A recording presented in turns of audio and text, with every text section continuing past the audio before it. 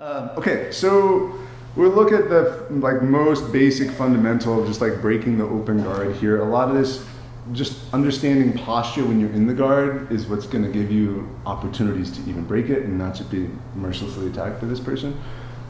So flattening the lower back, I'm just tucking my hips under, makes a huge difference. If Dan pulls on me now, I'm nice and stable. If he pulls really hard, I can keep this and rise up and I'm good, right? If I have just a relaxed lower back and he pulls on me, it really easily breaks my posture, and then it can be hard to fight my way back up from there.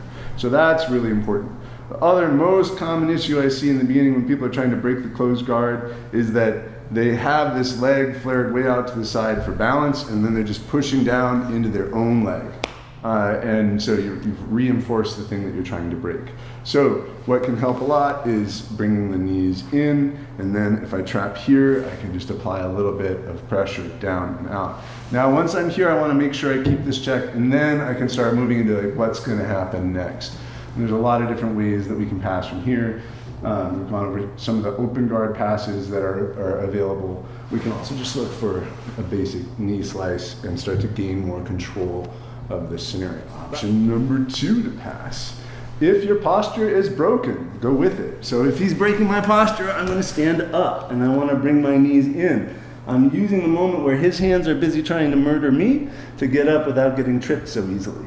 Once I'm here and I've got my knees in, I'm applying that pressure as I sit back to straighten them out and put pressure on their ankles to make them unlock that guard.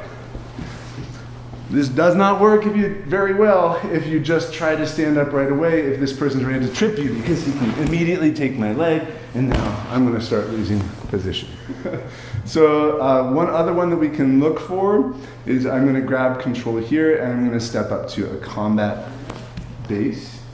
And I like to reach around to reinforce that. I'm just squeezing and I'm trying to turn his hips and knees this way to get him to unlock that guard. And then once I'm there, I start scooping, stacking, etc. But the angle matters a lot. So if I step up and I'm right next to him here, like you can see my foot's in, my knees flared out. I try to squeeze in, I just don't really have anything, right? If I'm here, I've got a lot of pressure in.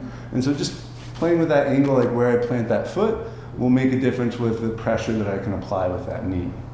And again, all the passes that we'll look at vary depending on what this person does in response to their guard getting unlocked. But those are a few different paths to look at. We'll look at some others that come up as the week goes on.